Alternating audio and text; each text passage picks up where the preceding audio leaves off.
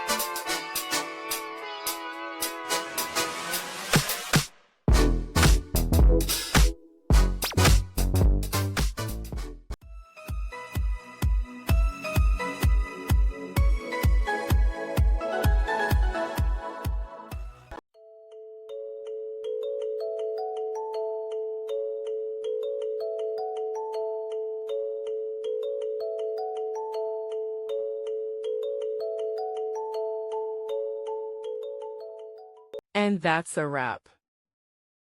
I hope you found the answer you were looking for. If you did, take a second to hit that subscribe button. It really helps out. And let me know in the comments which solution worked best for you. See you next time in the debug zone.